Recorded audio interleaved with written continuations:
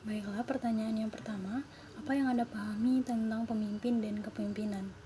Pemimpin adalah individu yang melakukan proses mempengaruhi suatu organisasi atau kelompok untuk mencapai suatu tujuan yang telah disepakati secara bersama.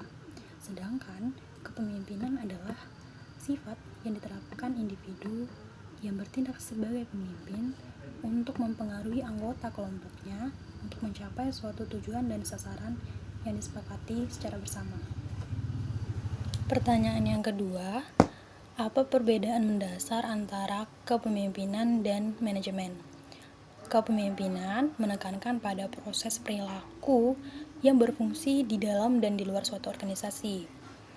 Seorang pemimpin harus dapat memotivasi dan menginspirasi semua orang, baik itu secara individu maupun secara berkelompok.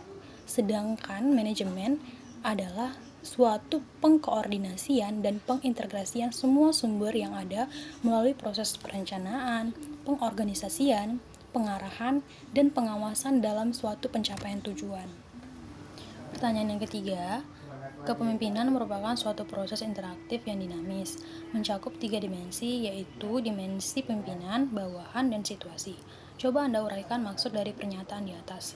Nah, maksud dari pernyataan tersebut adalah bahwa gaya kepemimpinan pada dasarnya merupakan perwujudan dari 3 komponen, yaitu pimpinan itu sendiri, bawahan, dan situasi di mana proses kepemimpinan tersebut diwujudkan. Pimpinan adalah seorang yang dapat mempengaruhi orang lain atau kelompok. Bawahan adalah seseorang atau sekelompok yang tergabung dalam suatu perkumpulan. Sedangkan situasi adalah bagaimana pemimpin mengambil suatu tindakan dalam suatu situasi tertentu. Pertanyaan yang keempat, bagaimana analisis Anda terhadap kepemimpinan di Indonesia, baik pusat maupun daerah, dalam penanggulangan wabah COVID-19? Nah, sebagaimana yang telah kita ketahui bahwa pandemi COVID-19 saat ini memang menuntut pemerintah untuk bertindak sigap dalam menghadapinya, agar sesegera mungkin dapat memutus rantai penyebaran COVID-19 tersebut. Dalam hal ini, penerapan kebijakan pemerintah yang telah ditetapkan oleh pemerintah Indonesia masih banyak tidak diikuti oleh masyarakat Indonesia sendiri.